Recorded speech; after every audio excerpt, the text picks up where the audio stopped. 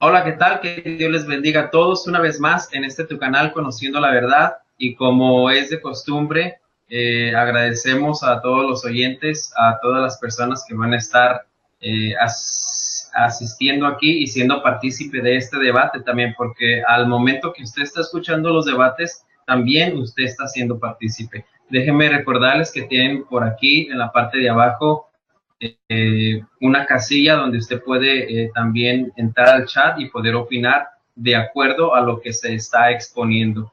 Y como bien dijimos, ahora se está concluyendo el tiempo para poder realizar el debate que lleva por título ¿La Iglesia de Roma es la Iglesia de Cristo? Tenemos a los participantes o a los oponentes y debatientes que van a estar con nosotros en esta noche. Es Rodrigo Ubiarco, posición evangélica, y por otro lado tenemos a Guido Rojas en la posición católica. Sean bienvenidos ustedes dos una vez más a este tu canal, Conociendo la Verdad, un canal donde se les invita tanto a evangélicos como otras religiones o denominaciones como católicos a poder llegar aquí y exponer sus verdades, a exponer lo que ustedes creen y sus posturas, ya que este canal ha sido diseñado para eso, para que ambos vengan y expongan, y de esta manera tanto católicos puedan aprender más de su fe como evangélicos también lo puedan hacer. Dios les bendiga, Dios les guarde. Como bien les dije, Rodrigo va a ser el que va a comenzar con con sus 3 minutos de introducción. Rodrigo, a mi señal, tú vas a tener 3 minutos para comenzar este debate que lleva por título La Iglesia de Roma es la Iglesia de Cristo. ¿Estás listo, Rodrigo? Amén. Perfecto. A mi señal, Rodrigo, vas a tener 3 minutos para introducción. Ahora, Rodrigo. Amén, gloria sea al Señor. Sean bendecidos, amados hermanos, todos los que nos están escuchando en este momento, los que nos van a escuchar. Sean bendecidos todos en el nombre de nuestro Señor Jesucristo. Hoy ese es un tema muy importante para la edificación de todos los santos, puesto que, como todos vemos, que la postura de la Iglesia romana dice descender realmente desde el inicio de Cristo. Pero hoy vamos a comprobar que dentro de la historia, después del año 300, antes del año 300 no aparece como tal, sí, sino es la unión de Constantino con Roma. Yo los invito de gran manera a que se queden con nosotros, hagan sus comentarios conforme a lo expuesto y que en realidad, ustedes puedan ser edificados, ¿sí? En Hechos de los Apóstoles, capítulo 17, versículo 24, dice que Dios no habita en templos hechos por manos de hombre. Sí, en Hechos, capítulo 2, versículo 47, dice que alabando a Dios y teniendo favor con todo el pueblo, y el Señor añadía cada día a la iglesia los que habían de ser salvos. Como vemos en el inicio de la muerte y resurrección de Jesucristo, Jesucristo mismo habló de la iglesia. Solamente hay dos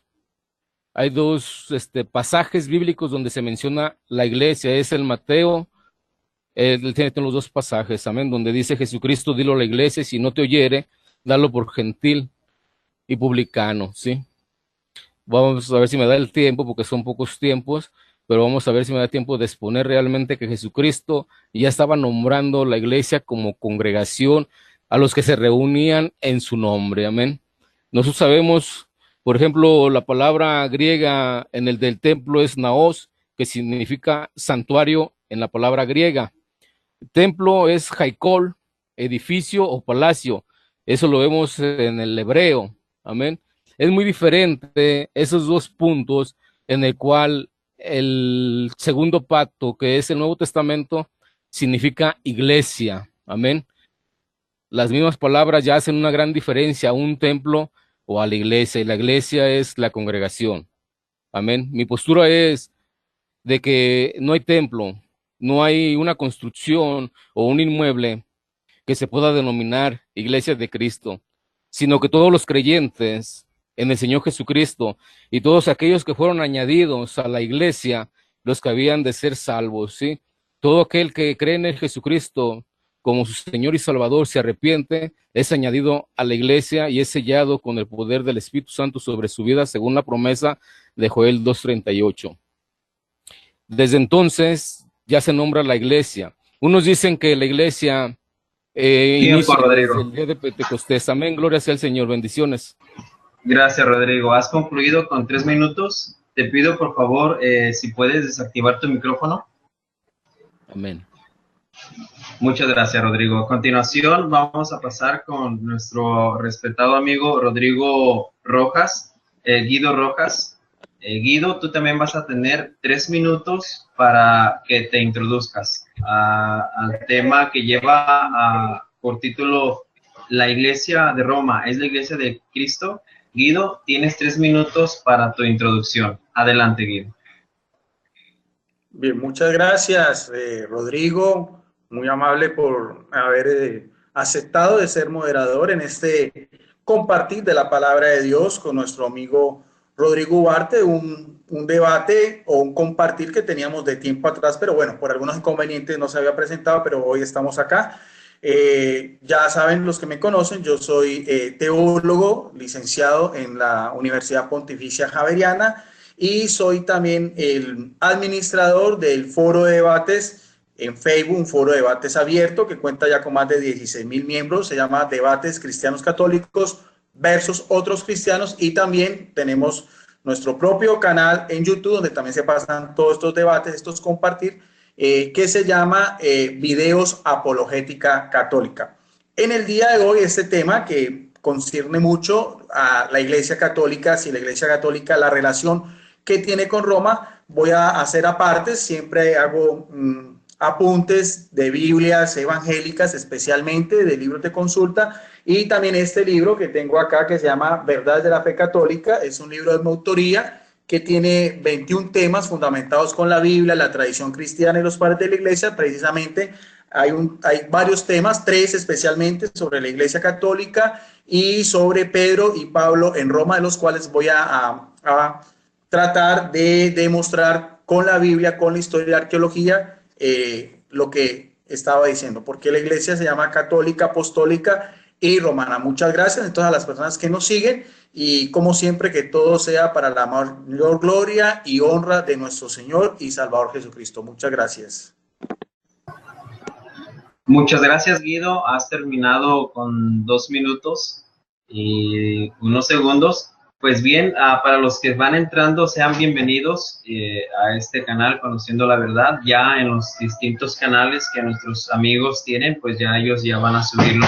Quiero recordarles que este canal es un canal donde se invita a católicos y evangélicos a compartir sus diferentes posturas, sus creencias, qué es lo que creen y por qué razón lo creen.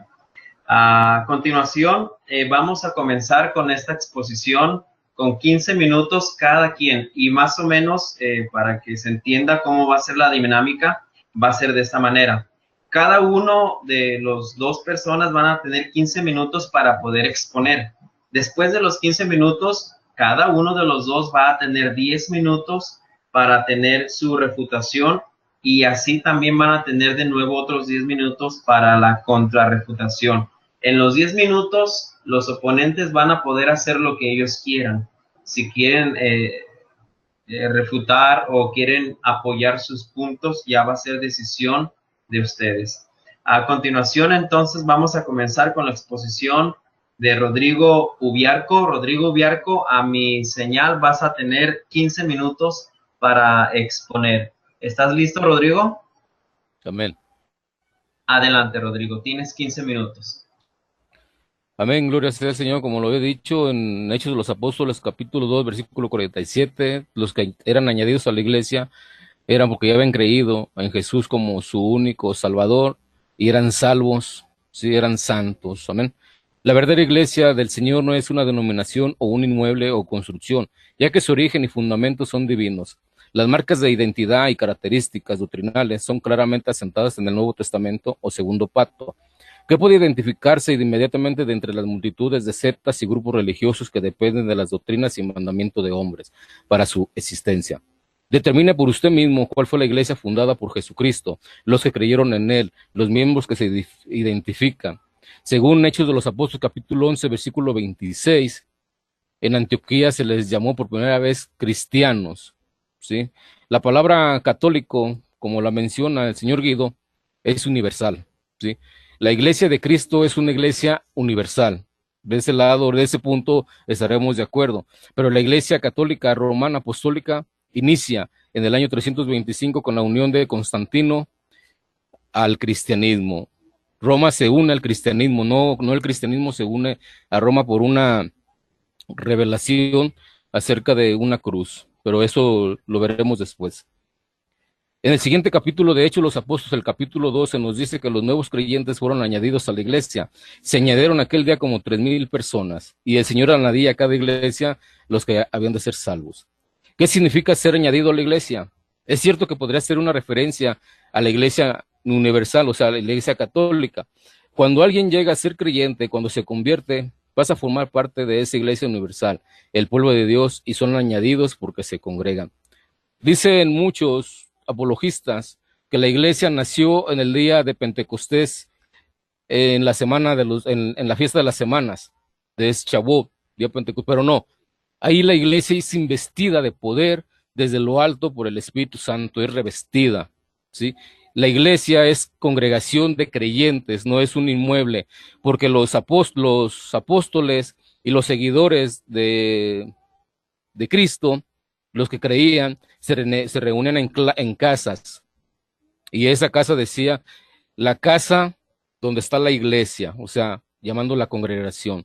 Los creyentes se reúnen donde hay 2 o 3, está Jesús, eso dice la palabra de Dios, y 2 o 3 es unidad, y unidad es un solo cuerpo y es el cuerpo de Cristo, y la iglesia cuando se reúne es el cuerpo de Cristo donde mora el Espíritu Santo.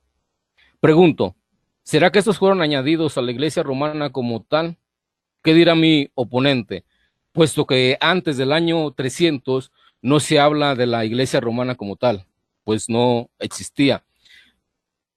Dice la historia en el año 606 por el Papa Bonifacio que él la declaró católica romana apostólica. Sí, después de la sucesión que él tuvo por 9 meses, ahí surge la iglesia católica apostólica romana como tal. Hechos 20:28. Por tanto, mirad que por vosotros y por todo el rebaño que el Espíritu Santo os ha puesto por obispo para sentar la iglesia del Señor, la cual él ganó por su propia sangre. Los líderes espirituales de las iglesias han sido puestos por el Espíritu Santo en el rebaño del Señor para que miren por las ovejas, es decir, tienen una serie de responsabilidades de ciertas personas en particular.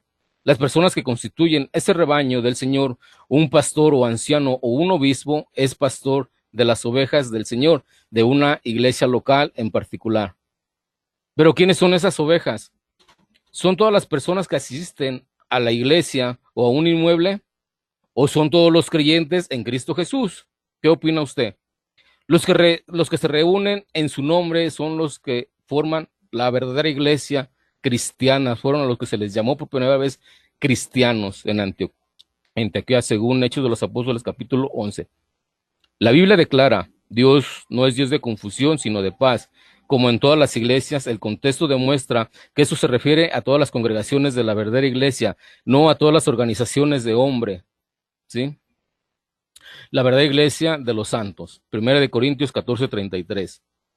La iglesia de Dios, compuesta de muchas congregaciones de santos, había de reflejar paz, no confusión. Usted no necesita estar confundido acerca de la identidad de la verdadera iglesia. Dios ordena examinarlo todo, retener lo bueno, 1 Tesalonicenses 5:21. Aunque esto ciertamente se refiere a los asuntos bíblicos, ciertamente sí dice que todas las cosas, no algunas cosas deben ser examinadas, sino examinarlo todo. La palabra griega, iglesia, solo se encuentra 2 veces en los 4 evangelios, el Mateo 16:18 y el Mateo 18:17. El contexto de la segunda de estas 2 referencias es el de la disciplina que tiene que haber en toda la iglesia local. Si tu hermano peca contra ti, dice el texto, el Señor Jesucristo dice cuáles son los pasos que deben dar en aquellos casos que se requiera esa disciplina. El tercer paso es, si no los oyere ellos, dilo a la iglesia. En el versículo 17 de Mateo lo vemos. Cuando dice el Señor aquí, la iglesia, ¿a qué se refiere? ¿A quiénes hay que decirlo? ¿A qué personas hay que informar de cualquier caso que se requiera disciplina? El apóstol Pablo secunda la enseñanza del Señor sobre este tema en 1 Corintios capítulo 5, entre otros pasajes, donde en el contexto de un caso de inmoralidad pregunta a los creyentes en Corinto, ¿no juzgáis vosotros a los que están dentro? Y añade, porque a los que están fuera Dios juzgará. Parece más natural entender las palabras dentro y fuera, aquí no en el sentido físico. Cualquier persona podría estar dentro de la iglesia físicamente, sino en el sentido de pertenecer a la iglesia, de ser miembro de la iglesia, o parte o añadido, ¿sí? En la democracia, o sea, en la autoridad de los dirigentes de la iglesia cristiana. Todos eran iguales, todos podían hablar, todos podían intervenir en las decisiones tomadas por la asamblea. La asamblea es iglesia y es congregación, es un conjunto de personas reunidas. Eso es lo que forma una asamblea. Era realmente el advenimiento de la libertad, el núcleo de un nuevo pueblo, de una nueva humanidad en amor por el prójimo. Esa era la verdadera común unión de los primeros cristianos. Era la unión verdadera en el amor de Cristo.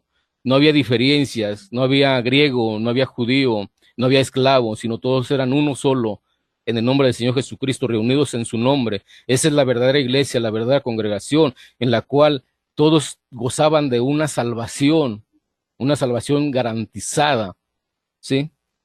¿Cuál fue la primera iglesia? ¿Será la iglesia católica romana? ¿O será la iglesia que marca Hechos de los Apóstoles y que marca Mateo, que por boca de Jesús dice, dilo a la iglesia? ¿A cuál iglesia se refiere Jesús? ¿Jesús se referiría a la iglesia católica romana o se refería a sus seguidores, a las personas que en él creyeron? ¿Sí?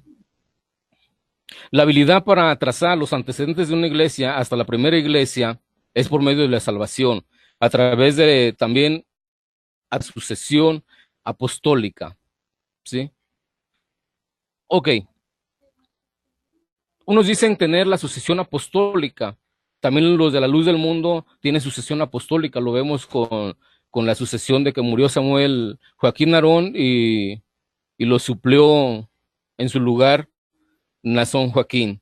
Esa misma sucesión apostólica practica la iglesia católica apostólica, ¿sí? La primera iglesia, ¿sí? A través de la asociación apostólica es un argumento usado por un número de diferentes iglesias para asegurar que su iglesia es la verdadera iglesia. La Iglesia Católica Apostólica Romana, como se denomina, hace esta afirmación, pero también tenemos la Iglesia Griega Ortodoxa, hace esta afirmación. ¿Cuál de las dos será la verdadera? ¿La Iglesia Católica Romana o la Iglesia Ortodoxa que se separó de la Iglesia Católica Romana y también tiene escritura y también tiene que dice que fue impuesta por mano de los apóstoles la sucesión apostólica? ¿Cuál será? ¿Qué dirá mi oponente? Las dos dicen tener sucesión apostólica, así como la tiene la luz del mundo, sucesión apostólica. La primera iglesia, su crecimiento, doctrina y prácticas fueron registradas para nosotros en el Nuevo Testamento. Jesús, al igual que sus apóstoles, advirtieron que se levantarían falsos maestros y ciertamente así parece haber sido. De acuerdo a algunas epístolas del Nuevo Testamento, que estos apóstoles tuvieron que luchar desde el principio contra los falsos maestros, en ninguna parte de las Escrituras se menciona que el tener la ascendencia apostólica o ser capaces de rastrear las raíces de procedencia hasta la primera iglesia sea el método para probar ser la iglesia verdadera. Lo que sí lo es, son las repetidas comparaciones entre que los falsos maestros enseñan y lo que la primera iglesia creía como tal, como se registra en la escritura. El que una iglesia sea la verdadera iglesia o no, se determina comparando sus enseñanzas y prácticas con las de la iglesia del Nuevo Testamento, como se lee en la escritura. Por ejemplo, en Hechos de los Apóstoles 20, 17 al 38, el apóstol Pablo tuvo la oportunidad de hablar a los líderes de la iglesia en la gran ciudad de Éfeso, cara a cara y por última vez. En ese pasaje les dice que los falsos maestros no solo vendrán entre ellos, sino que vendrán de ellos. ¿Sí? Pablo no declara la enseñanza de que deberán de seguir a la primera iglesia organizada como salvaguarda para la verdad. Más bien los encomienda a la salvaguarda de Dios y a la palabra de su gracia. Por lo tanto, versículo 32, por lo tanto la verdad debe ser determinada mediante la dependencia de Dios y la palabra de su gracia. Por ejemplo, Escritura, ver Juan 10:35. Esta dependencia de la palabra de Dios, más que el seguir a ciertos individuos fundadores, es vista nuevamente en Gálatas 1:8-9, en donde Pablo declara: mas si aún vosotros, un ángel del cielo, os anunciare otro evangelio diferente del que os hemos anunciado, sea anatema. Como antes hemos dicho, también ahora lo repito, si alguno os predica diferente evangelio de que lo habéis recibido, sea anatema. Por lo tanto, la base para determinar la verdad o el error no descansa aún sobre quién, es el que la enseña. Si aún nosotros, un ángel del cielo, sino de sí es el mismo evangelio que ellos ya habían recibido y este evangelio está registrado en las escrituras, es creer la palabra del Señor. Romanos capítulo 10, versículo 9 dice que si confesara uno con su boca que Jesús es Señor y que si confesara que el Señor lo resucitó de los muertos, este será salvo. Pero ahí manda que quién iban a ser enviados a predicar la santa palabra. Entonces, por medio de la escritura y por medio de las predicaciones, al oír la palabra de Dios, entra uno a pedirle perdón al Señor, creer en Jesucristo, y es añadido a la iglesia del Señor. Otro ejemplo de esta dependencia de la palabra de Dios se encuentra en 2 de Pedro. En esta epístola, el apóstol Pedro está luchando contra los falsos maestros. Al hacerlo, Pedro comienza por mencionar que tenemos la palabra profética más segura para depender más de ella, que aún del escuchar la voz de Dios desde el cielo, como sucedió en la transfiguración de Jesús. 2 de Pedro, capítulo 1, 16-21. Esta palabra más segura es la palabra escrita de Dios. Más tarde, Pedro nuevamente le dice que sean cuidadosos para que tengáis memoria de las palabras que antes han sido dichas por los santos profetas y del mandamiento del Señor y Salvador, dado por vuestros apóstoles. 2 de Pedro 3:2. Ambas palabras de los santos profetas y de los mandamientos que Jesús dio a los apóstoles están registradas en las Escrituras. ¿Cómo determinamos si una iglesia o una congregación está enseñando la doctrina correcta o no? La única norma infalible que la Escritura dice que tenemos es la Biblia. Isaías 8:20, 2 de Timoteo 3:15-17, Mateo 5:18, Juan 10:35, Isaías 40:8 y 1 de Pedro 1:25, Gálatas 1:6-9. La tradición forma parte de cada iglesia o de cada congregación y esa tradición debe ser comparada con la palabra de Dios, no con tradiciones mundanas, porque el pueblo judío era también, tenía tradiciones paganas, ¿sí? La tradición forma de la iglesia que no vaya contra la verdad, Marcos 7, versículo 1-13. Mientras que es verdad que los cultos y algunas veces las iglesias ortodoxas toman la interpretación de la escritura para dar soporte a sus prácticas, no obstante la escritura, cuando es vista en su contexto y estudiada fielmente, es capaz de guiarnos a la verdad. La primera iglesia es la iglesia que está registrada en el Nuevo Testamento, segundo pacto, especialmente en el libro de los Hechos y las epístolas de Pablo. La iglesia del Nuevo Testamento es la iglesia original y la iglesia verdadera es por los creyentes en Jesucristo. Todos aquellos que creyeron en Jesucristo y fueron bautizados, esos son pertenecientes a la iglesia del Señor. Podemos ver que realmente cierta doctrina que maneja la Iglesia Católica Romana no es una doctrina bíblica. Por ejemplo, el exorcismo, antes de ser bautizados los niños se les aplica un exorcismo, eso no es bíblico. Por eso debe ser cuestionado también las doctrinas de la Iglesia Católica Romana, a ver si son bíblicas, y por lo tanto, si no son bíblicas, no es la Iglesia del Señor por sus enseñanzas, solamente sería una secta más. Bendiciones, gloria sea al Señor. Gracias, Rodrigo. Has concluido con 14 minutos. A continuación vamos a tener al expositor Guido Rojas. Guido, tú también vas a tener 15 minutos para dar tu exposición. ¿Listo, Guido? Sí, listo. Adelante, Guido. Tienes 15 minutos. Bien, muchas gracias a ti y gracias a Rodrigo por su exposición. Estuve muy atento, tomé nota de algunas de las cosas que dijo Rodrigo. Muchas citas bíblicas, pero en sí no dijo muchas cosas, pero en realidad no capté muy bien la idea porque concuerdo con Rodrigo en el hecho de que Jesucristo funda una sola y única iglesia, eso es verdad. El término iglesia ya lo definió él en Mateo 16:18. Es más que claro, la primera es donde Jesús habla de su iglesia, de la iglesia de Cristo, sobre la confesión del apóstol Pedro. Ahora, voy a hacer algunas referencias porque para mirar la concordancia que hay entre la Iglesia de Cristo y Roma, no es solamente la Biblia. Si nos quedamos solo con la Biblia, quedaríamos en cierta manera mutilados. ¿Por qué? Porque lo que se narra en la Biblia sucedió hace 21 siglos atrás. Y tenemos que saber qué pasa en la historia de la iglesia con las generaciones o los discípulos que vinieron después de los apóstoles. Con el pentecostesco, como lo dijo también Rodrigo, concuerdo en eso. Algunos teólogos piensan que la iglesia de Cristo la funda en la confesión de Pedro, otros teólogos y biblistas piensan que es en la muerte de Jesucristo, y otros también piensan que fue en el Pentecostés. Para mí, como teólogo católico, creo que las tres tienen base bíblica para mirar a ver cuál es el soporte real. Entonces, hay que mirar, para hablar de la Iglesia de Cristo y su relación con Roma, no solamente la Biblia, en primer lugar la Biblia, después la historia y en tercer lugar la arqueología. Bien, entonces me gusta siempre en estos compartir de la palabra de Dios utilizar Biblias de estudio. ¿Por qué Biblias de estudio? Porque las Biblias de estudio son Biblias hechas por especialistas, por biblistas. Hay Biblias católicas, hay Biblias evangélicas de estudio, personas que tienen sus credenciales.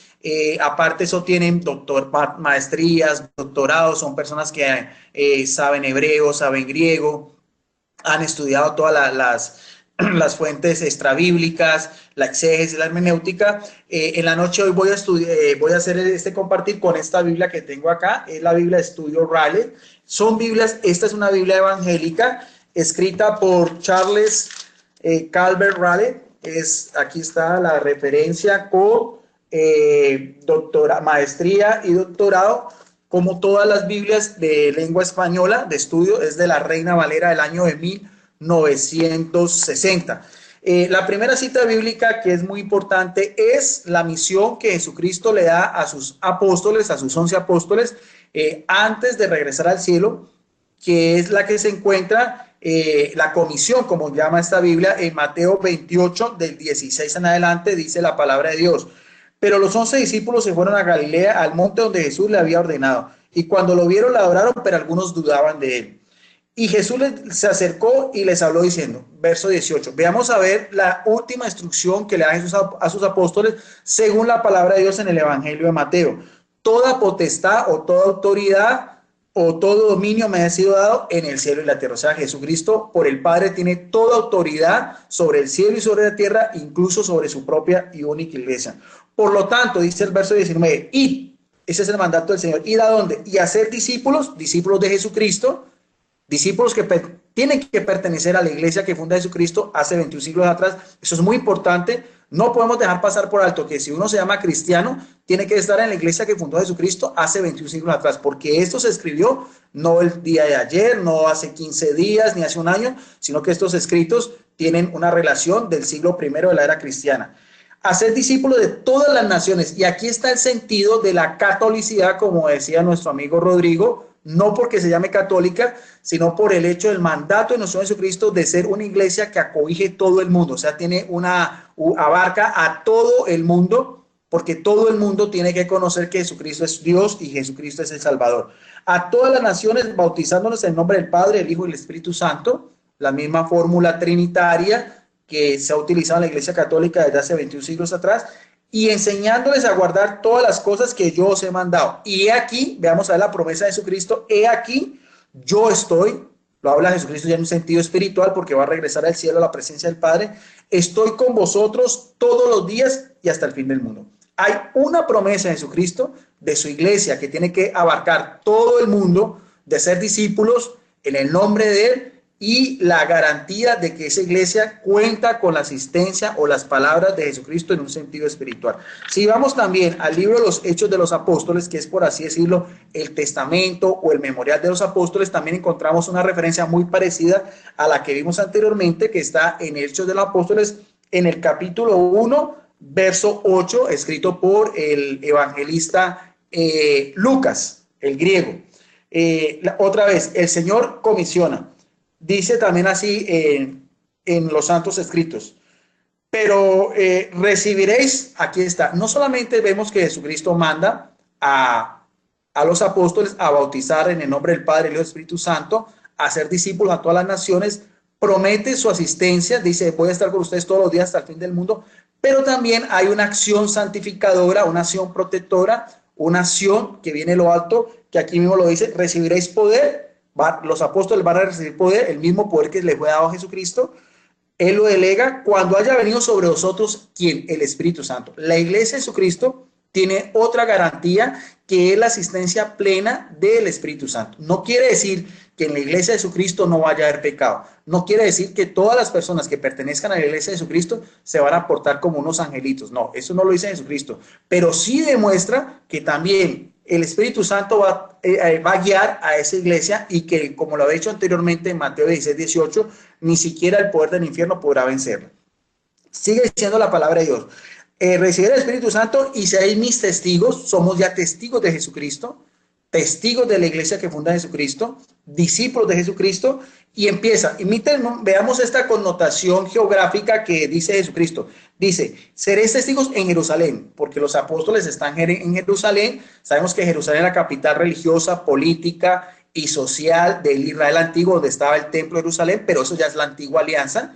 Después del año 70, con la destrucción del templo, solo quedan unas murallas, se acaba el sacerdocio, se acaba el sacrificio. El cristianismo reemplaza esa primera alianza, por eso empieza diciendo Jesús, seréis mis testigos en Jerusalén, pero no solamente, Jerusalén es el punto de partida, pero no el punto de llegada, y sigue diciendo, en toda Judea, que era el departamento, la provincia que quedaba en el sur, en Samaria, que queda en el centro de Israel. Acordémonos que judíos y samaritanos no se querían.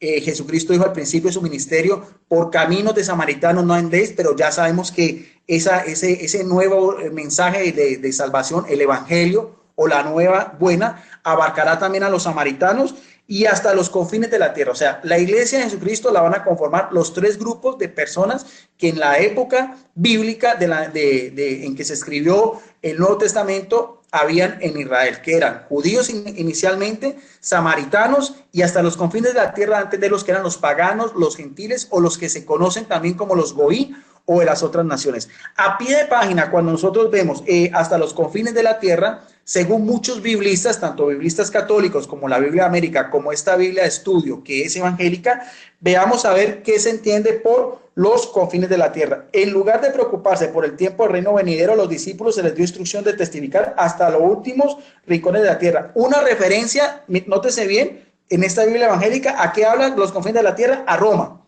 el centro de la civilización. Porque Roma, por así decirlo, era el gran imperio de la antigüedad. Por eso ese viejo adagio que dice todos los caminos conducen a Roma. El evangelio tenía que llegar a Roma y ahí extenderse a todo el mundo antiguo. Aquí mismo lo dice, el centro de la civilización antigua. Hechos de los Apóstoles precisamente termina con el evangelio llegado a Roma. Si nosotros vamos a ver en este mismo libro, los Hechos de los Apóstoles, en el capítulo 28, como da esta referencia en el verso 16, ¿cómo termina el libro de los Hechos de los Apóstoles? Precisamente con el apóstol a las naciones, el apóstol a los gentiles, el apóstol Pablo, que Jesucristo, camino a Damasco, lo tumba y lo llama a ser ese nuevo apóstol. Y dice también en el verso 16 de Hechos 28, cuando llegamos a Roma, el centurión entregó a los presos al prefecto militar, pero a Pablo se le permitió vivir aparte con un soldado que lo custodiara. O sea que históricamente, Hechos de los Apóstoles termina con la llegada de Pablo a Roma, pero no nos dice qué pasa con Pablo, solamente llegada a Roma. De ahí está esa connotación de Hechos 1:8 con Hechos 28:16. Hay otra referencia por qué a la ciudad de Roma es muy importante. Tiene una relación estrecha con los dos grandes apóstoles, los que fueron los pilares o las columnas, Pablo el apóstol a los gentiles y Pedro el apóstol a los judíos. En el libro, en la carta que que el apóstol Pedro escribió en una de sus epístolas, en el primer epístola del capítulo 5, ya en el epílogo final, verso 13 dice, está hablando Pedro, dice, la iglesia que está en Babilonia, está hablando Pedro, elegida juntamente con vosotros, y Marco, mi hijo amado, os saluda. Esta referencia de Babilonia, para muchos biblistas, incluyendo este, que es un biblista evangélico, el doctor Rale, con especialización, la Biblia de Estudio Rale, dice, el lugar de la reacción fue Babilonia. Vamos a ver a qué Babilonia se refiere. Nombre simbólico de Roma, muy usado por escritores que deseaban evitar problemas con las autoridades romanas. Pedro estuvo en Roma durante la última década de su vida. Escribió esta epístola hacia el año 63 después de Cristo, junto antes de que estallara en el año 64 la persecución de Nerón, que vamos a hablar después del emperador Nerón. Pedro fue martirizado hacia el año 67 después de Cristo. En esta propia Biblia también de estudio, si vamos a ver también la cronología de lo que es el libro de los Hechos de los Apóstoles, hablando ya también de Pablo, dice también, hacia el año 58-60, Pablo es encarcelado en Cesarea. Hacia el año 59 y 60, dice esta Biblia de estudio, Pablo es llevado a Roma para ser procesado. Y sigue diciendo, en esa época, Pablo se le dio libertad y escribió algunas de sus cartas, la carta a Timoteo, la carta de Tito, y dice más adelante que Pablo fue martirizado hacia el año 67 por el mismo emperador Nerón. Y eso lo estoy haciendo no de una Biblia católica, sino esta Biblia, el que tenga esta Biblia de estudio Raleigh puede verificar que lo que estoy diciendo yo es cierto. Ahora, hay otra referencia muy importante, esta sí es más bíblica, con referente al martirio del apóstol Pedro en Roma. Lo voy a hacer también de esta otra Biblia. Me gusta siempre estas Biblias de estudio. Esta es la Biblia de estudio Nelson, de la casa editorial Nelson, Grupo Nelson desde el año de 1798. Otra Biblia evangélica, también escrita por varios doctores en Sagradas Escrituras. Reina Valera del año 1960. En el Evangelio de Juan, en el capítulo 21, verso del 20 en adelante, unos versitos anteriores del verso 18, Jesús está hablando con Pedro y después de la resurrección lo nombra otra vez, le confiere otra vez el poder de cuidar a sus ovejas y de cuidar a sus corderos. Pero hay una referencia muy importante que no la podemos dejar pasar por alto, que está en las Sagradas Escrituras, cuando el mismo Señor Jesucristo le dice a Pedro esta profecía. Está en el Evangelio de Juan. De cierto te digo, cuando eras más joven te ceñías e ibas a donde querías, mas cuando ya seas viejo, le está hablando Jesús a Pedro, extenderás tus brazos, y esto tiene un significado, extender sus brazos, vamos a ver, y te ceñirás a otros y te llevarán, te ceñirán a otros y te llevarán a donde tú no quieres ir. ¿Qué explicación da la Biblia de estudio Nelson evangélica en este verso 18? Dice así, Pedro debió quedar desconcertado por lo que Cristo le dijo. Jesús acababa de hablar sobre el ministerio futuro de Pedro, de apacentar a sus ovejas y apacentar a sus corderos. Ahora hablaba de la muerte de este. Ibas a donde querías. Cuando Pedro era más joven, se movía libremente sin restricciones. Extenderás tus manos. ¿A qué se refiere esto? Esto haría Pedro cuando fuera viejo y buscaría ayuda. Te ceñirás a otros. Significa que Pedro sería atado como un criminal condenado. Llegaría el día, oiga, nótese bien lo que dice la Biblia de estudio Nelson, llegaría el día en que Pedro estaría por completo a merced de los ejecutores romanos. La misma concordancia con la Biblia de estudio Raleigh. Dos Biblias evangélicas, biblistas y pastores evangélicos, no son católicos. Sigue diciendo, su muerte se insinúa en Primera de Pedro, capítulo 1, verso 13-14. Aquí las palabras de Jesús confirman la tradición, porque es muy importante, la tradición, que es la otra fuente de la Iglesia Católica que aparece aquí en esta Biblia de estudio, que es, por así decirlo, lo que no está consignado en la Biblia. La Biblia termina como tal con la muerte de Juan, el último de los apóstoles, hacia finales del siglo I, y sigue diciendo... Listo. Un minuto. Aquí la palabra de Jesús confirma la tradición de la iglesia primitiva, o sea, la iglesia de los primeros siglos, en cuanto a que Pedro fue crucificado boca abajo en Roma. Biblia de estudio Nelson, que habla de la crucifixión de Pedro en Roma. En mi segunda intervención haré más referencias a este hecho. Gracias. Muchas gracias, Guido. Has terminado con 14 minutos 40 segundos. A continuación vamos a pasar al tiempo de refutación. Rodrigo, tienes 10 minutos para tu refutación. ¿Estás listo, Rodrigo? Desactiva tu micrófono, Rodrigo. Sí, sí, estoy listo. Lo que pasa es que ya ves que se tarda en aparecer la pantalla. Adelante. Vas a tener 10 minutos para refutar la exposición. Adelante, ahora. Bien, pues prácticamente no hay nada que refutar.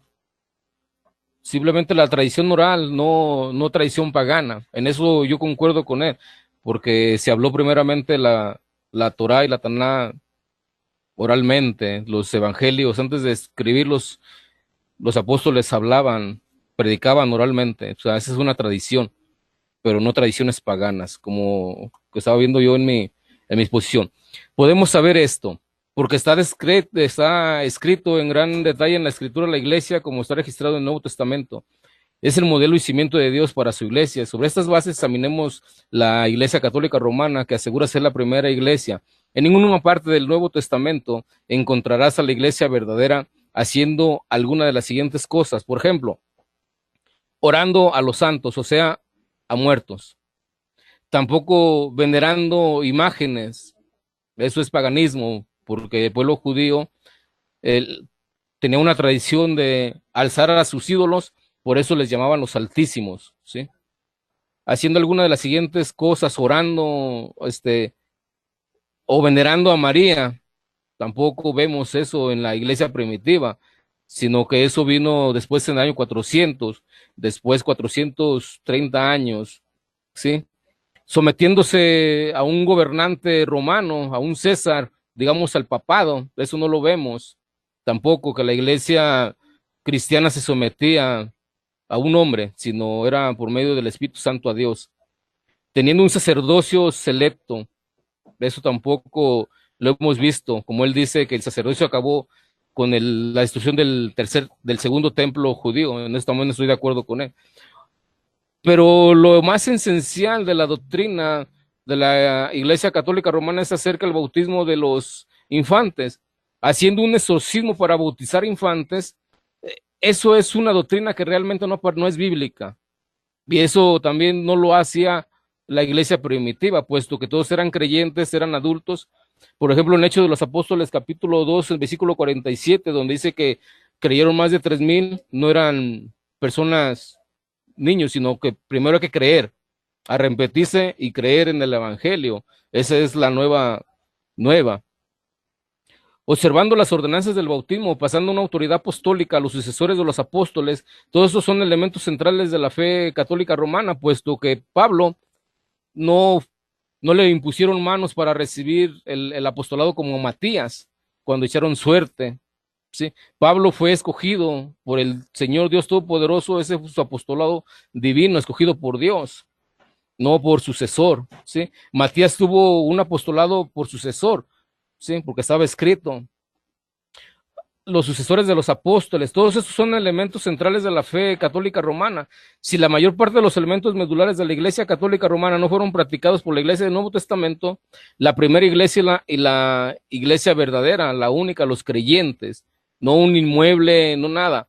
¿Cómo entonces puede la iglesia católica romana ser la primera iglesia?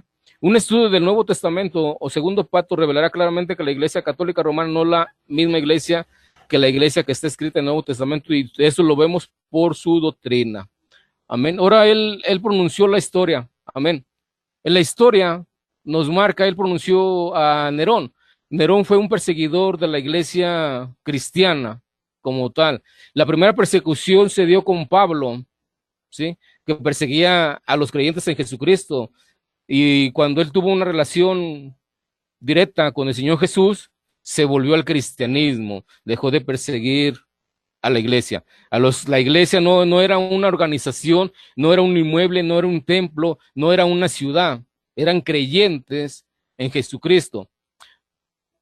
Esperemos que me canse el tiempo para compartirles algo de gran manera. Aquí vemos la historia, por ejemplo, de Constantino I.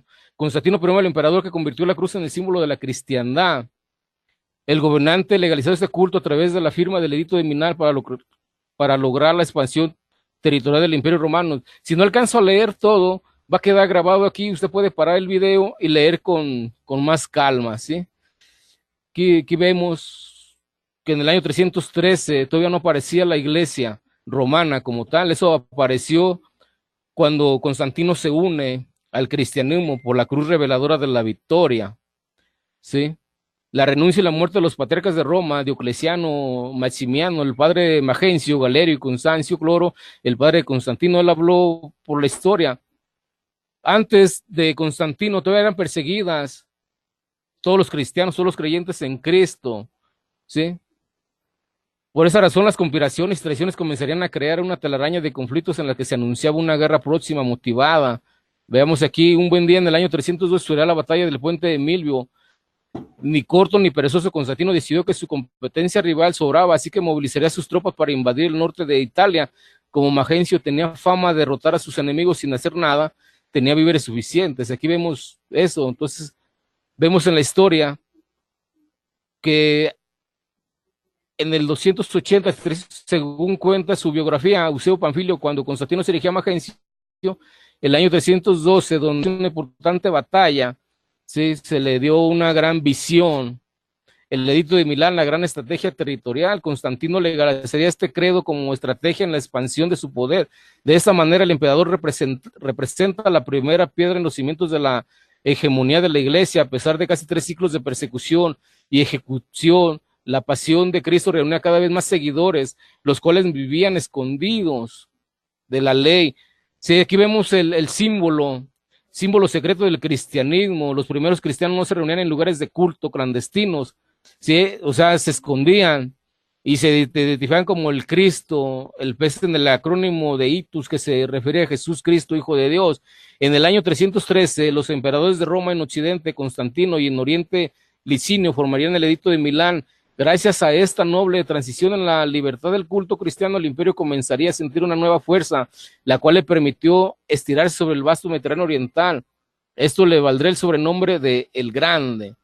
Edicto de Milán, el imperio, los emperadores Constantino, en reuniones tenidas en Milán, ¿sí? En el 313, esa fue la unión de del libre culto de creyentes, ¿sí? Pero después se hacía el concilio de Nicea en el año 325, donde se declararía la doble naturaleza de Jesucristo, ¿sí? Como el hombre Dios, por las dos grandes escuelas, la escuela la escuela griega y la escuela de, bueno, ahorita no recuerdo cuál, creo que era Antioquía, ¿sí? Mi oponente no podrá demostrarme que antes del año 325 ya estaba formada la Iglesia Católica Romana Apostólica como tal, pues esto viene de la unión de Constantino al cristianismo, como lo hemos visto en este escrito. Dentro del escrito que les he mostrado de Constantino, todo esto usted lo puede buscar, ¿sí? De gran manera. Está en línea dentro de la historia de la Iglesia Católica. De ahí lo saqué. Usted búscale de la enciclopedia de la Iglesia Católica, tienen toda esta información. Y busque también el año 606. Un minuto, Rodrigo.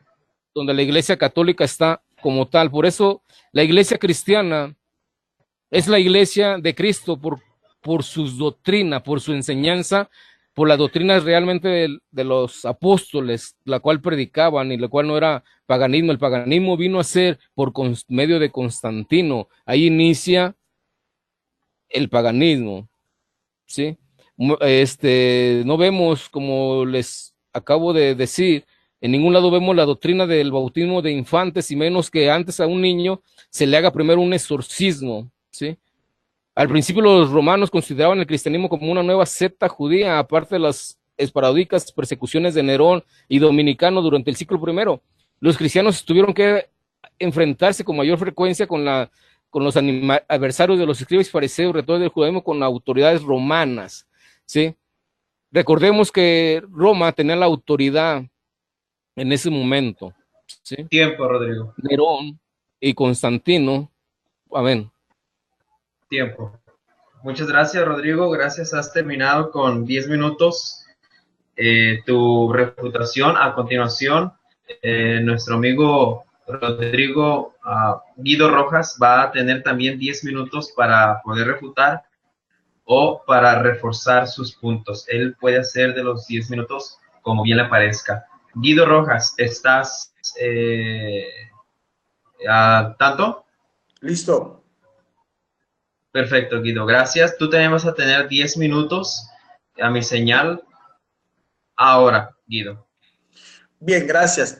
A ver, muy importante cosas que dice Rodrigo Ugarte y también muchas contradicciones. El tema como tal es la relación que tiene la Iglesia de Cristo con Roma.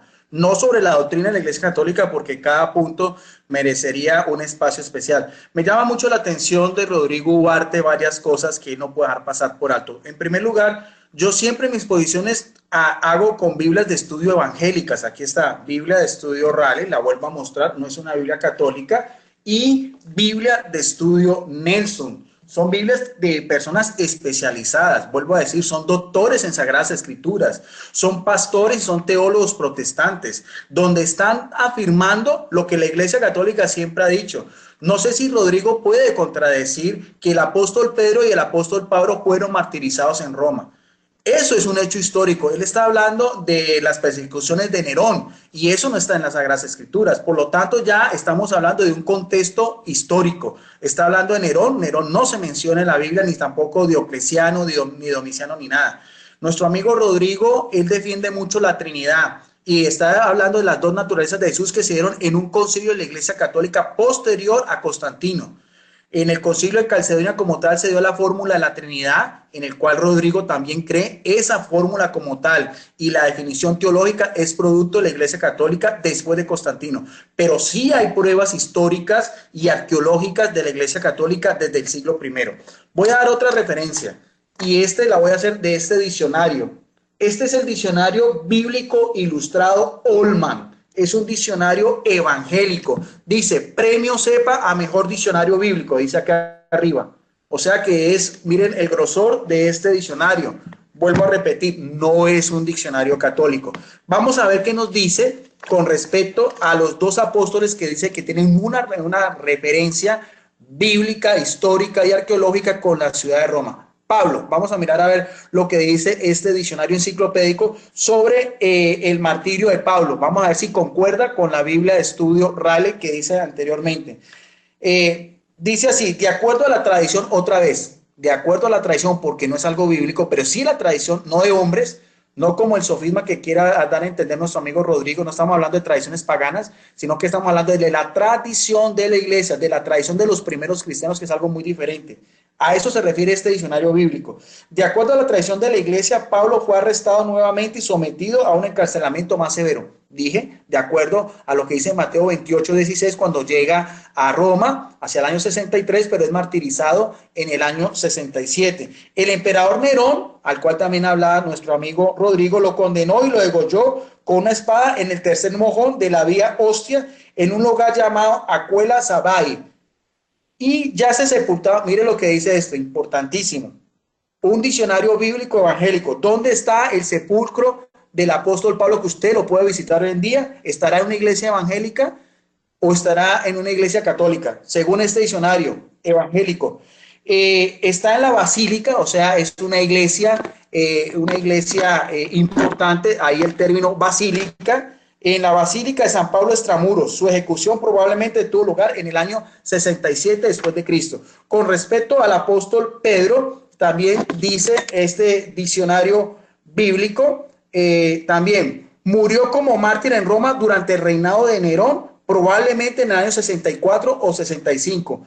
De acuerdo a una carta de Clemente, ahorita vamos a hablar quién es Clemente. La tradición, otra vez, la tradición cristiana sostiene que Pedro fue crucificado cabeza abajo porque se sintió indigno de morir como Jesús. O sea, el mismo diccionario bíblico Holman relacionado con lo que es también estas Biblias de estudio. Tanto Pedro como Pablo, ambos fueron martirizados en tiempos del emperador romano. Ambos se encuentran en basílicas católicas. De mi libro que les mostré de verdades de la fe católica, vamos a hacer algunas referencias históricas. Dice, primero, sobre el martirio de Pedro, el presbítero romano Gallo, hacia el año 200, un presbítero católico, polemizó con los montanistas y dice, pero yo puedo mostrar los trofeos de los apóstoles Pedro y Pablo, pues si queréis acercarse al Vaticano o a la vía Ostia, encontrarás allí los trofeos de aquellos que han fundado esta comunidad. Los trofeos son los huesos, porque los mártires eran enterrados en catacumbas.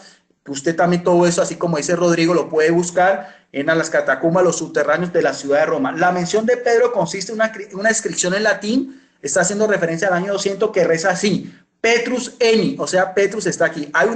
Esto quiero dar a entender, hay una inscripción en latín desde esta época, desde mediados del siglo I, que dice Pedro está aquí en el subterráneo donde está la Basílica de San Pedro, donde reside el Papa Francisco.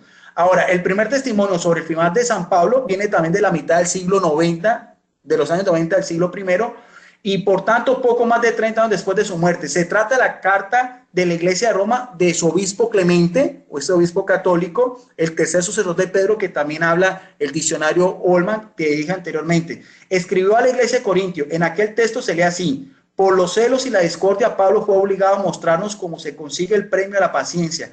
Arrestado 7 veces, exiliado, lapidado, fue el heraldo de Cristo en Oriente y en Occidente. Por su fe consiguió una gloria pura. Tras haber predicado la justicia en todo el mundo y tras haber llegado hasta el extremo del Occidente, de ahí cuando también Hechos de los Apóstoles habla los confines de la tierra, aquí está la relación con Hechos 28, 16, y tras haber llegado hasta el extremo del Occidente, aceptó el martirio. El mártir es el que muere por la fe, el testigo en griego, ante los gobernantes. Así partió este mundo y llegó al lugar santo, convertido así en el más grande modelo de paciencia.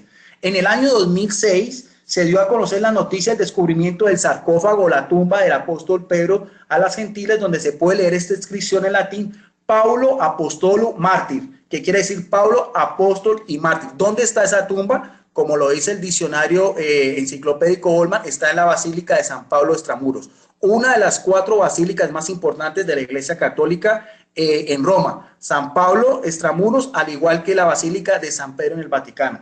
Tengo aquí, he sacado algunas láminas que usted las puede buscar en internet. La primera, voy a mostrarlas para que ustedes la vean, si se puede mirar aquí. Esta es una inscripción, la que decía Petrus Eni, que dice Pedro está aquí. Esta es la inscripción que se encuentra en la cripta en San Pedro en el Vaticano. Y esta otra es la lápida que hablaba anteriormente, que dice Paolo Apostolo Mártir, que quiere decir Paulo Apostolo Mártir, o quiere decir Pablo Apóstol y Mártir.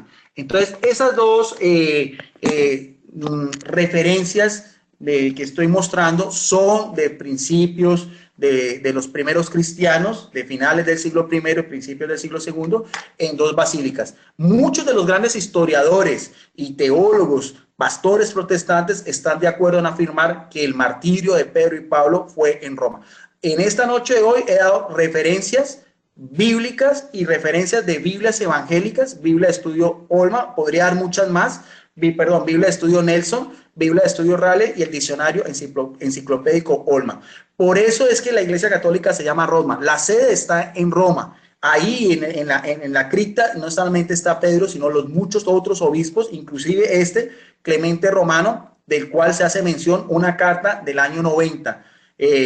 Entonces, esas son pruebas históricas, bíblicas y arqueológicas muy anteriores. Estamos hablando casi de 3 siglos anteriores al emperador Constantino. Quiero aclarar, ya que nuestro amigo Rodrigo habla tanto de Constantino, lo único que hizo Constantino en el Edicto de Milán en el año 323, en el año 325, fue darle libertad a los cristianos católicos en el año 303. Eso es lo que llama el Edicto de Milán. Eso es lo único que puede decir Rodrigo, es eso. Pero le da la libertad a los primeros. Sí, listo. A los cristianos que habían sido perseguidos en los anteriores siglos. Y antes de Constantino, las persecuciones más fuertes fueron las del emperador Diocleciano. Ustedes las pueden buscar en internet. Después de eso, viene Constantino. Su madre era católica, llamada Helena, y con eso ya viene la libertad a ese cristianismo católico desde el siglo I, con los primeros mártires. Gracias.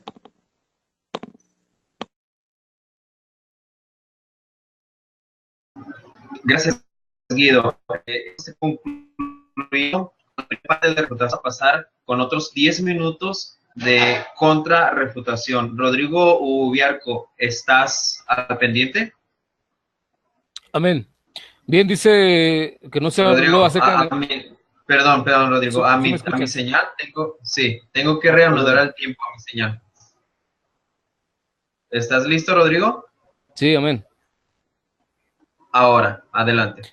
Bien, mi oponente dice que no hablé acerca de la relación de Roma, pero la relación con Roma es doctrinal, es espiritual, es lo que creían los primeros cristianos, doctrinas explícitas en la Biblia, doctrinas apostólicas bíblicas. La relación de la iglesia cristiana son con doctrinas o enseñanzas para todos que sean bíblicas. Si yo estoy de acuerdo con la doctrina de la Trinidad, es porque los apóstoles creían en el Padre y creían que Jesús era el Hijo de Dios. Ningún apóstol creyó que Jesús era el mismo Padre, si no estaríamos hablando de unicidad.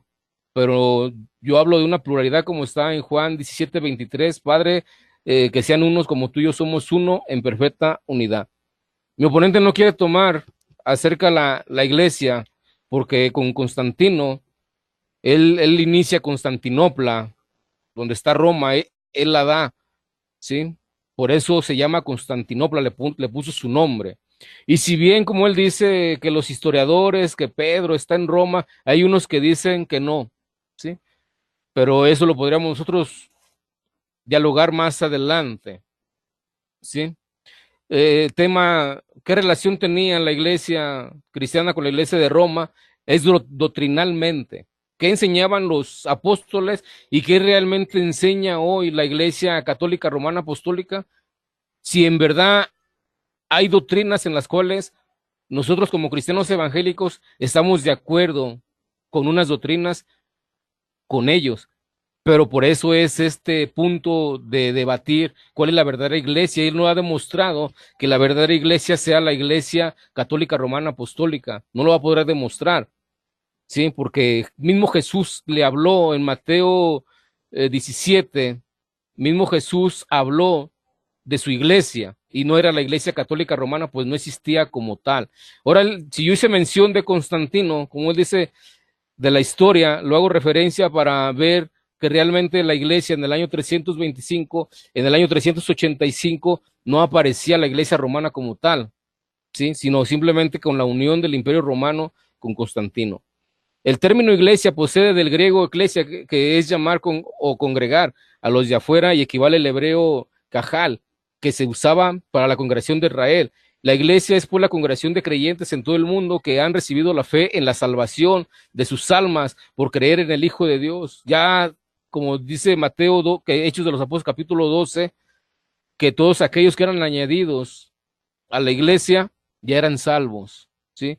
Tampoco es de que mueren y que van a un purgatorio para la purificación de sus pecados. No, entonces, ¿qué necesidad hay de que eran añadidos ya salvos? Dice el Señor, yo no me acordaré más de sus pecados, porque ya eran limpiados, ¿sí?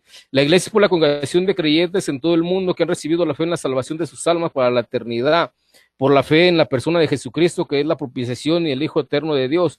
El origen de la iglesia es Cristo. Él es su cabeza, su único salvador, su sacerdote eterno. Jesucristo se hizo carne y habitó entre nosotros para dar vida, para dar su vida como sacrificio que quita el pecado del mundo. El error del hombre que vive sin tener en cuenta y dándose autosuficiente por aquellos que le reciben. El hombre en algunos casos piensa incluso que no necesita ser salvado o hacer buenas obras y ser salvado, como la doctrina que dice que por obras, si eres bueno, te vas a salvar. Al cabo hay un purgatorio donde tienes que purgar tus pecados para que seas limpio, pero eso no es una base doctrinal de los apóstoles, ¿sí? Entonces la relación con la iglesia romana es espiritual, es enseñanza apostólica, y vemos que la iglesia católica romana tiene diferentes enseñanzas que no son apostólicas. Ahora, él no tocó nada acerca de la iglesia ortodoxa griega, la cual se separó de la iglesia católica. Ella también usa los mismos escritos que él usó, y él también dice que tiene también la tumba de Pedro y que tiene su sillón apostólica, también data de la historia, también puede comprobar el bautismo que realizan por base de la historia, ¿sí? Pero bíblicamente es nula también varias doctrinas. Entonces, viendo que él no puede o no quiso tomar acerca realmente o demostrarme por medio de la escritura que Roma es la iglesia verdadera de que fundó Jesucristo, ahora él no fundó ninguna iglesia, ¿sí? Una iglesia terrenal. Él no fundó un templo hecha por manos humanas, porque dice la palabra de Dios que el Señor no habita en templos hechas por manos humanas, como inicié mi primera presentación o la exposición, ¿sí? Él fundó una iglesia en poder con el Espíritu Santo, ¿sí? En el cuerpo de Cristo tiene que morar el Espíritu Santo. Y vemos que en la Iglesia Católica hay muchas divisiones. Hoy en día se han estado formulando diferentes temas, han estado expulsando sacerdotes que se declaran gays, ¿sí?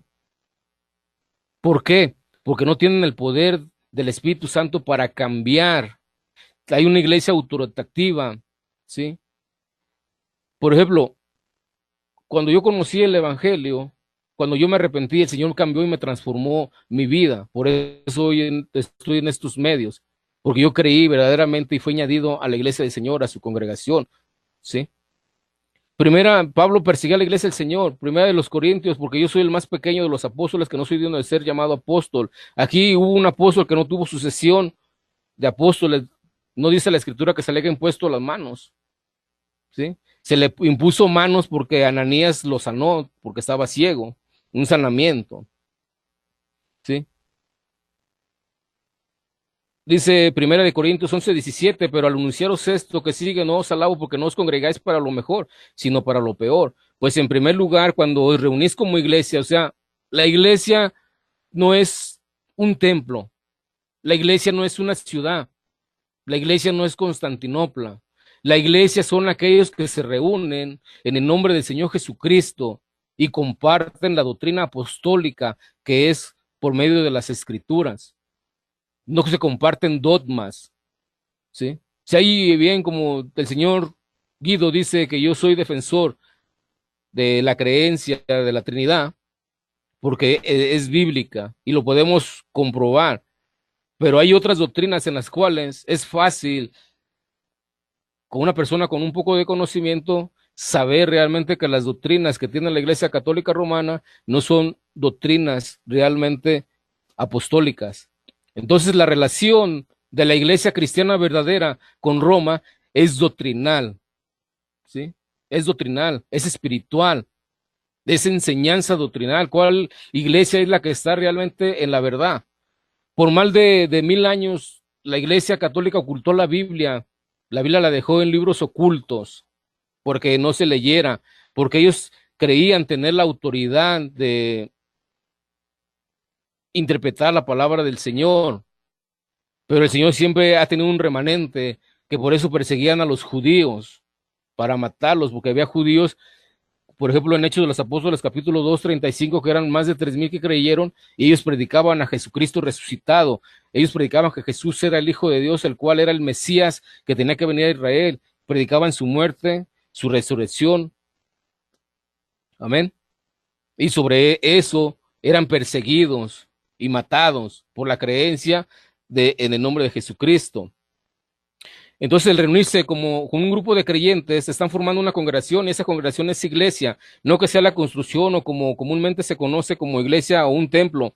Lo que forma la iglesia es el reunirse como creyente. Lo que forma la iglesia es reunirse como creyente y es creer la doctrina apostólica, las enseñanzas apostólicas que realmente enseñaban los apóstoles, lo que enseñaba Jesucristo. Creyentes en el ungido Jesús, el Hijo de Dios. Eso nos hace ser el cuerpo de Cristo, nos hace ser la verdadera iglesia de Cristo. Creer. Pablo, llamado a ser apóstol de Jesucristo por la voluntad de Dios, el lugar donde invocan todos los santos, donde invocan el Señor de ellos y nuestro. La iglesia de Dios que está en Corintio son los que creyeron en Jesús, en su muerte y resurrección, y que es el Mesías de Israel. Por eso todo creyente es la iglesia del Señor. Cuando es reunido, donde se reúnen 2 o 3, ahí estoy yo, y 2 o 3 es unidad, y unidad es un cuerpo, y el cuerpo de Cristo es donde mora el Espíritu Santo, y ese cuerpo es su iglesia, su congregación. No es que sean templos. Hay muchos templos muy bonitos, ¿sí? Ahora, él dice que en el templo de Roma está enterrado Pedro, pero en vez de templo es un panteón, entonces, porque no nomás... Rodrigo, ¿has concluido con tu tiempo? Amén, gloria al Señor. No te alcancé a oír, disculpa. Está bien, Rodrigo. Gracias, Rodrigo, por tu tiempo. Has concluido ya con tu segunda refutación. Muchas gracias por tu exposición. A continuación, Guido Rojas, tú también vas a tener 10 minutos para contrarrefutar. ¿Me escuchas? ¿Puedes activar tu micrófono, Guido? Bien, entonces en estos últimos 10 minutos que me toca a mí de contrarrefutación del debate que he tenido con el señor Rodrigo Ugarte sobre el tema de la Iglesia de Cristo y su relación con Roma, quiero aclarar algunos términos, algunos puntos que es bueno saber también de acuerdo a algunas de las posiciones de nuestro amigo evangélico Rodrigo Ugarte. Él decía inicialmente que el término iglesia como tal es asamblea o congregación o reunión de fieles, pero que no se hacía énfasis a un lugar de culto como tal. Bueno, para la Iglesia Católica el término iglesia es precisamente asamblea o congregación de fieles, pero también tiene una relación con lo que es los templos en la Iglesia Católica. Ahora, hay un fundamento bíblico muy importante que lo voy a hacer de esta Biblia, es una Biblia católica, la Biblia de América, y lo vamos a ver precisamente en el Evangelio de Juan, en el capítulo 2, verso del 13 en adelante, donde tiene por título la purificación del templo.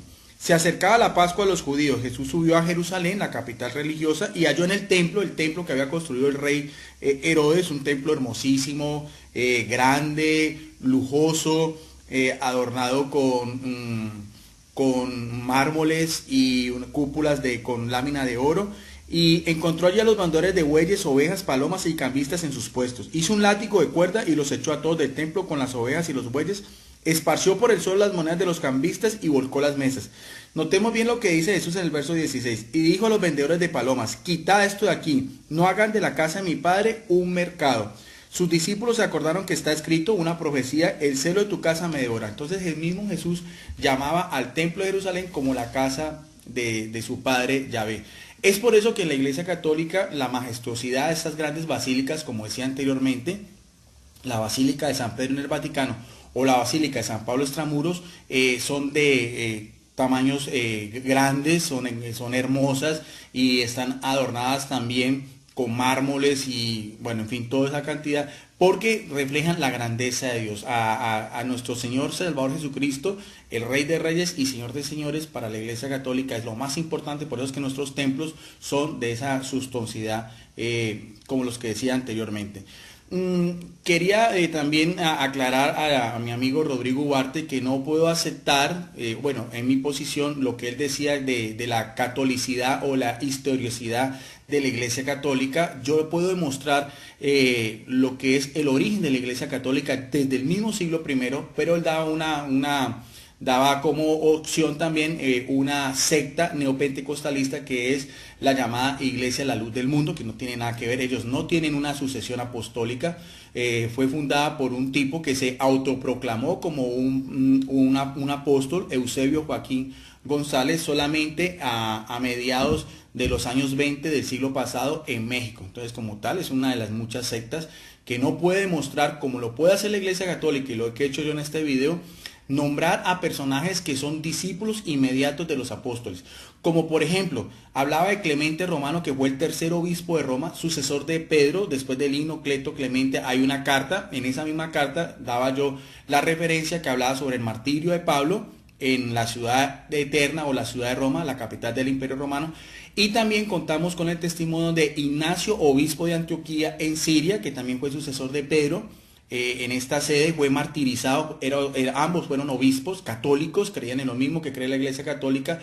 Ignacio de Antioquía y Clemente Romano fue martirizado en el año 97 e Ignacio de Antioquía en el año 107. Y es el primero, este último, que da el término de católica para definir lo que era la iglesia fundada por Cristo Jesús y que tiene una relación estrecha con lo que decía anteriormente, con Mateo 28:19 y Hechos 1:8, el mandato de Jesús de dar a conocer el Evangelio hasta los extremos de la tierra. Otra de las pruebas para demostrar que la Iglesia Católica es la Iglesia de Jesucristo son también lo que fueron los mártires, las actas de los mártires o de todos los primeros mártires, como también hablaba Rodrigo, desde las persecuciones de Nerón, del emperador Nerón, a mediados de los años 60, en el cual fue martirizado del primer siglo, en el año 60, en el año 65, el martirio de Pedro, y en el año 67 el martirio de Pablo. Pero ahí en adelante vinieron unas 10 persecuciones más en todos estos primeros siglos de estos cristianos católicos que morían en las arenas del circo romano, en el circo máximo, por no reconocer al emperador como un dios, como así se hacía llamar, ni a sus falsos ídolos.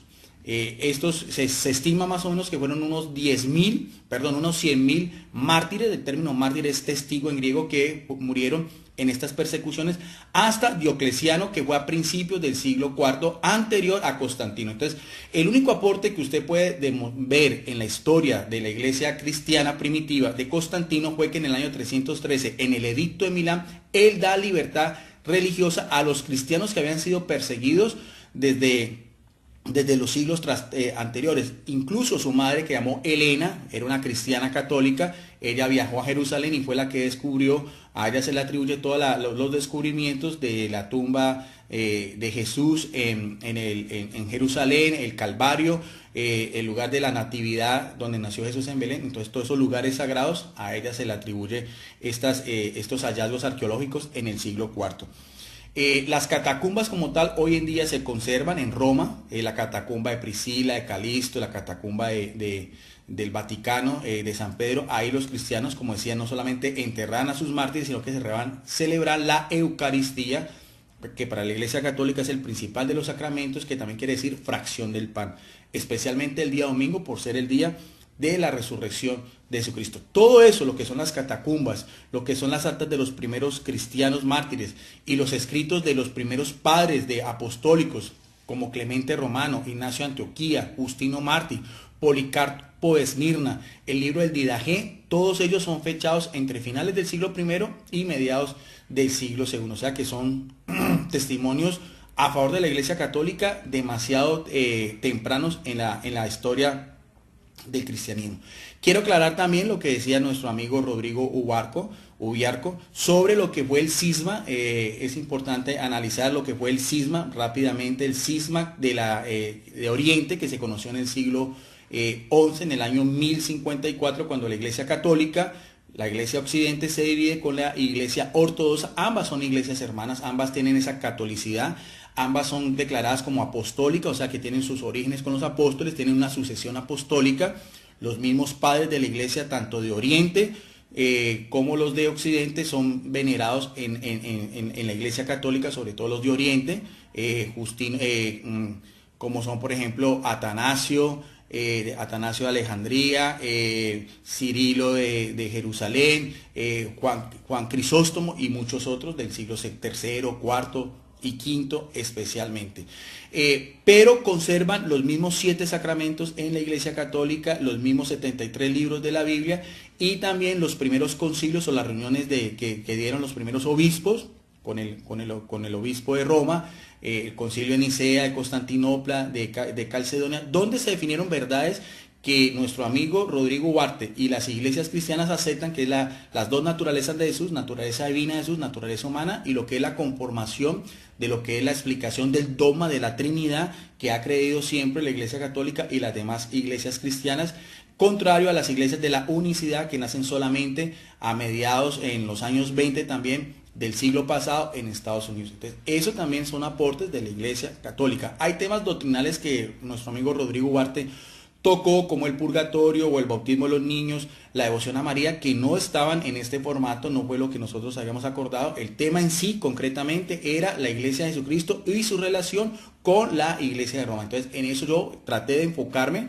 y dar pruebas no solamente bíblicas, históricas y arqueológicas, sobre todo porque dejo como constancia que yo utilizo especialmente Biblias de estudio evangélicas. Las mostré, usted las puede conseguir por Amazon o por Mercado Libre, las puede bajar por internet. Son hechas por biblistas, teólogos y pastores de iglesias evangélicas, al igual que el diccionario enciclopédico Nelson. Entonces de ahí saqué esa información, sobre todo del martirio de Pedro y Pablo en Roma. Esa es la relación que tiene estrechamente con la Iglesia Católica, aunque la Iglesia de Jesucristo nace en Jerusalén, pero tenía que expandirse a todo el mundo. También para la Iglesia Católica es importante las iglesias que nacen con la Reforma Protestante en el siglo XVI, después de la Reforma Protestante. Son iglesias que nos unen 3 cosas en común: el bautismo, la fe en Jesucristo y las Sagradas Escrituras como tal. La iglesia que funda Martín Lutero en Alemania, la iglesia que funda Juan Calvino en Francia y la iglesia que funda también Enrique VIII en Inglaterra. Esas son también iglesias cristianas, con las cuales vienen también después la iglesia presbiteriana, la iglesia metodista, la iglesia bautista, la iglesia congregacionista y demás. Esas son iglesias que consideramos los católicos como iglesias históricas, en el cual hay un ecumenismo o un diálogo religioso con ellas, y que eso viene también a raíz del Concilio Vaticano II. Entonces, hasta aquí mi refutación. Se me fueron 10 minutos tal cual como lo habíamos establecido. Adelante, Rodrigo, tienes 2 minutos a partir de ahora. Amén, gloria sea al Señor. Pues, amados hermanos, mi nombre es Rodrigo Biarco Gutiérrez. Los invito de gran manera que se suscriban a mi canal Concilio Internacional Ríos de Agua Viva. Y bien, como ustedes escucharon este tema, gracias por estar conectados y gracias de todos los que escuchan realmente este final de este video. La relación con Roma es doctrinal, es lo que creían los primeros cristianos. La relación de la iglesia cristiana es con varias doctrinas que enseñaban los apóstoles. Si esas doctrinas no son enseñadas por la iglesia hoy en día, entonces no es la verdadera iglesia. Así tenga historia, así tenga lo que tenga, pero lo que sí yo le aseguro al señor Guido, que no es la única iglesia que data desde el año 300, ¿sí? No es la única. También la iglesia ortodoxa griega tiene lo mismo que la iglesia católica romana, hubo una separación, ¿sí? Vamos a leer la palabra de Dios, 2 de Corintios 8:1. Asimismo, hermanos, os hacemos saber la gracia de Dios que se ha dado a las iglesias de Macedonia. Este pasaje nos muestra que había varias iglesias, o sea, se congregaban en diferentes lugares dentro de Macedonia. Por eso dice varias iglesias. La iglesia verdadera son los creyentes en Jesús y en sus enseñanzas apostólicas, las doctrinas esenciales que marca tanto las cartas apostólicas de Pablo, tanto las cartas de Juan, Pedro, 1 de Timoteo, 2 de Timoteo, es lo que marca las enseñanzas que hoy en día nosotros como creyentes en el Hijo de Dios, en Jesucristo, tenemos nosotros esas enseñanzas, ¿sí? Hay enseñanzas que concordamos con diferentes personas porque son enseñanzas apostólicas. Y pues bien, amados hermanos, te invito que este debate también lo veas en mi canal Concilio Internacional Ríos de Agua Viva. Pues muchas gracias por estarnos escuchando. Bendiciones, gloria sea al Señor.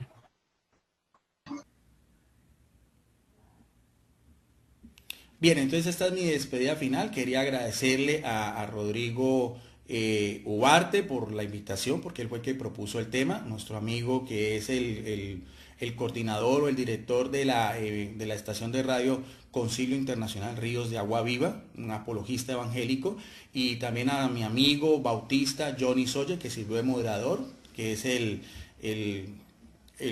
propietario del canal en YouTube, Conociendo la Verdad, donde compartimos también estos debates, también con mi canal que se llama Videos Apologética Católica. Los invito también a mi foro en Facebook, de todos los que tengo, especialmente el que llama Debates Cristianos Católicos versus otros cristianos, que tiene ya más de 16,000 miembros, va creciendo. Es un foro de debate abierto, todos los católicos y cristianos pueden publicar con respeto, con educación, temas que tengan que ver precisamente temas religiosos o temas de sus iglesias, predicaciones o artículos que tengan que ver también con estos temas de religión o de teología. Igualmente hice algunas de estas intervenciones de mi libro, que se llama Verdades de la Fe Católica. Es un libro que tiene 21 temas que yo utilizo mucho para mis exposiciones, y tiene más de 900 citas bíblicas. Esa información, si la quiero compartir con mis amigos católicos y evangélicos, para saber más acerca de ese libro, pueden contactarse conmigo en mi Facebook, que aparece como Guido Rojas. Entonces, muchas gracias. Espero que este debate, que se hizo con altura, con respeto, con educación, haya sido de crecimiento, como siempre, tanto para mis hermanos católicos y como mis hermanos también evangélicos, que nos une sobre todo el amor a Jesucristo, nuestro único Dios y Salvador. De Él no hay nadie más merece la honra, la adoración y la alabanza, sino Jesucristo, el Hijo verdadero y el Hijo eterno del Altísimo. Muchas gracias y bendiciones para todos.